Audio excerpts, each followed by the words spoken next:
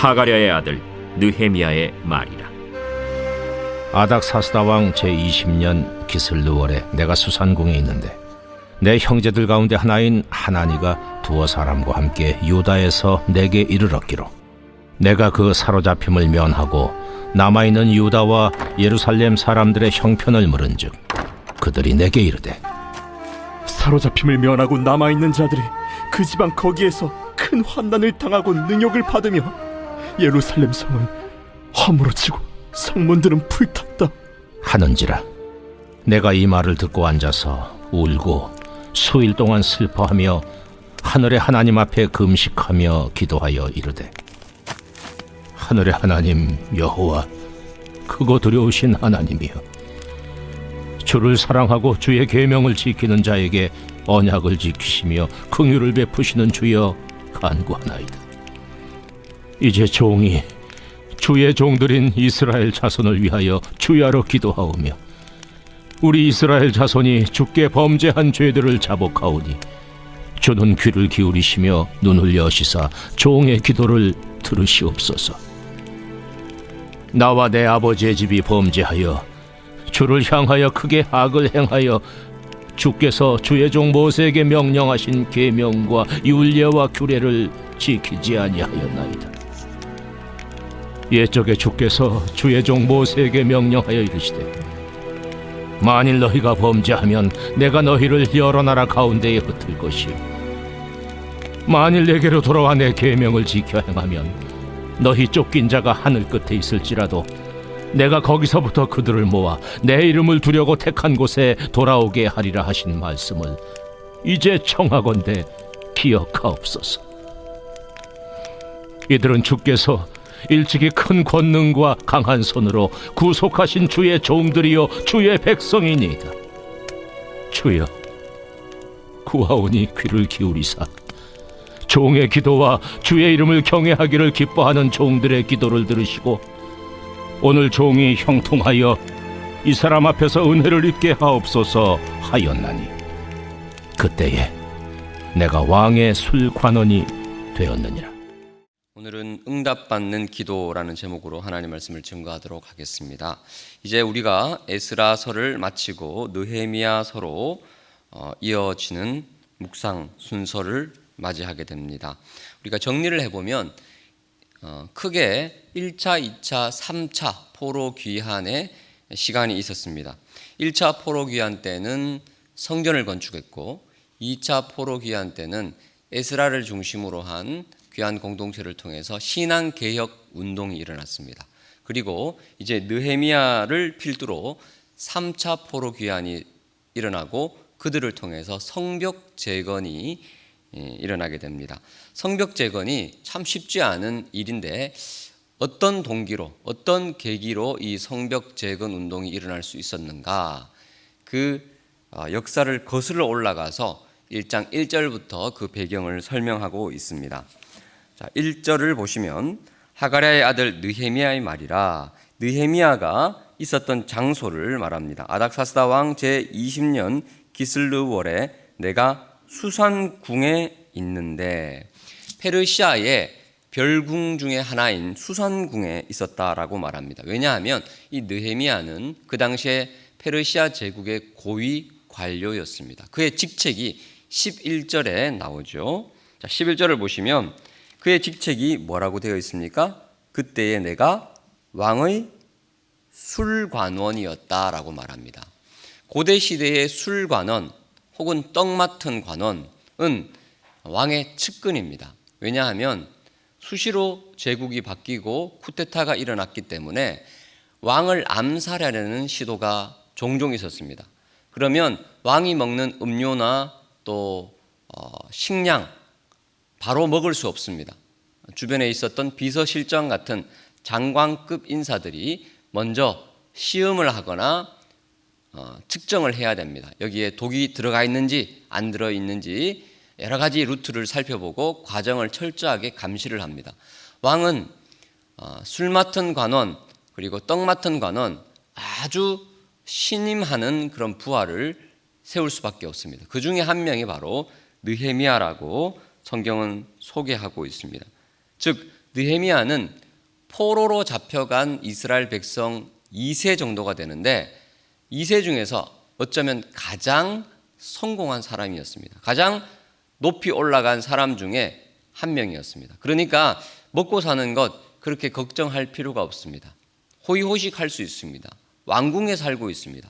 그런데 느헤미야의 관심은 내가 성공하는가, 내가 세속적으로 형통하는가, 거기에 별 관심이 없었습니다. 느헤미야의 관심은 어디 있느냐? 자, 그의 관심이 2절부터 나옵니다. 내 형제들 가운데 하나인 하나니가 두어 사람과 함께 예루살렘에 있는 유다에 갔다가 왔습니다.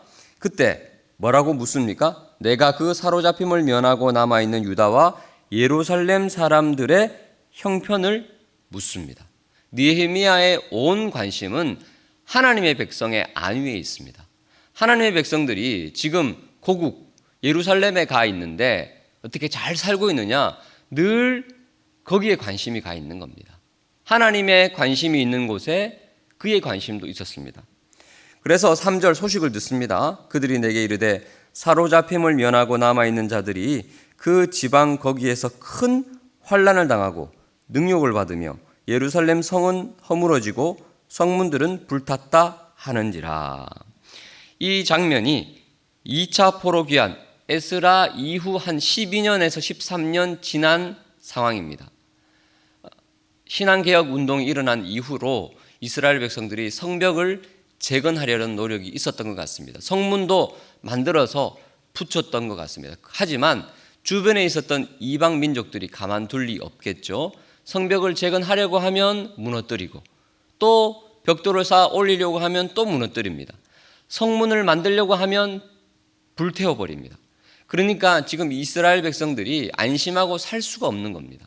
특별히 예루살렘 한 중앙에 성전이 있는데 이 성전을 중심으로 생활해야 되는 예루살렘 거민들이 마음 놓고 살아갈 수가 없는 것입니다. 성벽은 무너져 있고 성문은 다 불타서 잿더미가 되어 있습니다. 이 소식을 듣고 나서 느헤미야가 지금 어떻게 반응하고 있죠?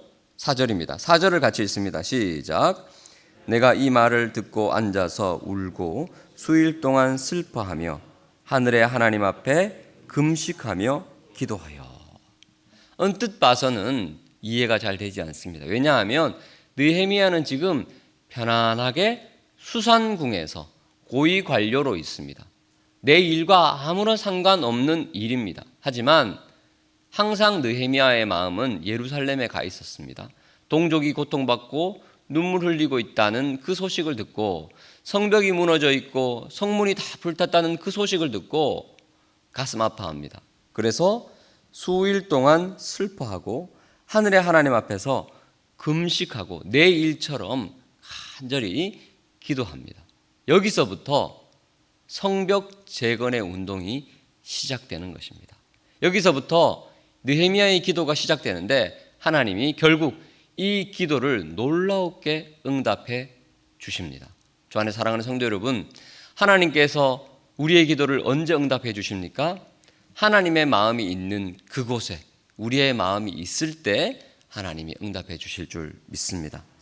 내 일과 상관없다라고 말하는 것이 아니라 내 주변에 하나님의 도우심이 필요한 그들에게 우리의 마음이 가 있을 때, 이 나라와 민족을 향해서 불타오르는 가슴을 쓸어내리면서 하나님께 부르짖을 때, 이 땅의 교회를 위해서 기도할 때, 주의 몸된 교회를 위해서 기도할 때, 내 주변에 있는 나의 기도가 필요한 이들을 가슴에 안고 눈물을 흘리면서 기도할 때 하나님께서 반드시 그 기도에 응답해 주실 줄 믿습니다.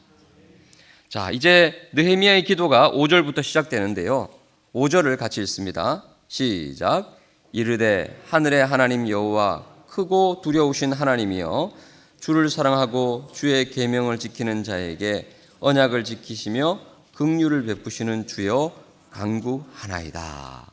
느헤미야가 어떻게 기도를 시작하고 있습니까? 느헤미야의 하나님은 너무나 위대한 하나님이었습니다. 지금 문제는 심각하고 성벽은 다 허물어져 있어 내 힘으로 도저히 이 문제를 해결할 수 없을 것 같았지만 느헤미야는 하나님을 어떻게 부르고 있죠? 하늘의 하나님, 왕보다 더 크신, 문제보다 더 크신 하늘의 하나님, 크고 두려우신 하나님, 그리고 하나님께 나아가는 자, 주의 계명을 지키고 언약을 지키는 자에게 반드시 긍휼을 베푸시는 주여라고 기도를 시작합니다. 여러분, 우리는 기도할 때 하나님이 어떤 분이신지 잘 알아야 할 줄 믿습니다. 하나님은 문제보다 크신 분이십니다. 크고 위대한 분이십니다. 그 확신 가운데 나아갈 때 우리 문제가 아무리 어렵고 힘들다 할지라도 응답의 확신 가운데 나아갈 때 반드시 하나님이 응답해 주실 줄 믿습니다. 마지막으로 11절을 보시면 이 기도가 어떻게 마무리가 되고 있죠? 11절을 같이 읽습니다. 시작. 주여 구하오니 귀를 기울이사 종의 기도와 주의 이름을 경외하기를 기뻐하는 종들의 기도를 들으시고 오늘 종이 형통하여 이 사람들 앞에서 은혜를 입게 하옵소서 하였나니 그때에 내가 왕의 술관원이 되었느니라. 자, 느헤미야가 마지막으로 어떻게 기도를 마무리하고 있죠? 하나님, 저에게 은혜를 입게 해주십시오. 그리고 내가 형통해야 되겠습니다 라고 기도하고 있죠. 여러분, 우리가 우리의 삶의 형통을 위해서 하나님께 기도할 때가 종종 있습니다. 하나님, 내가 하는 사업 형통하게 해주십시오. 내 자녀 형통하게 해주십시오. 우리 교회 형통하게 해주십시오. 그러면 이 형통을 위한 기도를 하나님이 다 응답해 주실까요? 우리의 동기를 살펴봐야 됩니다. 내가 과연 이 형통을 위해서 기도하는 것 어떤 동기인가? 느헤미야도 형통을 위해서 기도합니다. 이 사람들 앞에서 은혜를 입게 해달라고 형통을 위해서 기도하는데 그 동기가 무엇입니까? 느헤미야 자기 자신이 잘 되는 것을 위해서 기도한 게 아닙니다. 내가 형통해야지, 내가 왕께 은혜를 입어야지, 내가 이 왕 주변에 있는 다른 신하들로부터 시기 질투를 받지 않아야지, 왕의 호의를 입어야지 예루살렘으로 갈 수 있습니다. 그래서 예루살렘의 총독이 결국 되거든요. 그리고 5만 명 정도가 되는 3차 포로귀환 무리를 이끌고 이제 왕이 하사한 여러 은혜를 입고 또 물품을 가지고 성벽 재건을 향해서 나아갈 수 있습니다. 이 기도가 응답되는 거죠. 형통하게 되는 겁니다.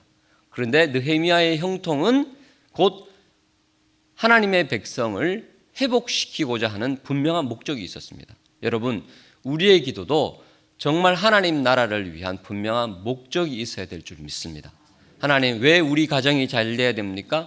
하나님, 왜 우리 자녀가 잘 돼야 됩니까? 하나님, 왜 우리 교회가 잘 돼야 됩니까? 왜 형통해야 됩니까? 왜냐하면 하나님의 영광을 위해서. 그 분명한 목적이 있다면 느헤미야가 기도했을 때 응답되었던 것처럼. 자, 언제 응답되느냐? 우리가 내일 살펴보겠지만 2장 1절을 보시면 아닥사스다 왕 제20년 니산월에 이제 응답이 시작됩니다. 1장 1절에 보시면 기슬르월이라고 되어 있는데 기간이 한 4개월 정도가 됩니다. 지금 느헤미야는 4개월 동안 계속 이렇게 기도한 거예요. 형통하게 해주십시오. 왕에게 은혜를 입게 해주십시오. 형통하게 해주십시오. 4개월 동안 늘 기도했더니 너무나 신기하게도 하나님이 왕의 마음을 열어서 응답해 주시는 것입니다.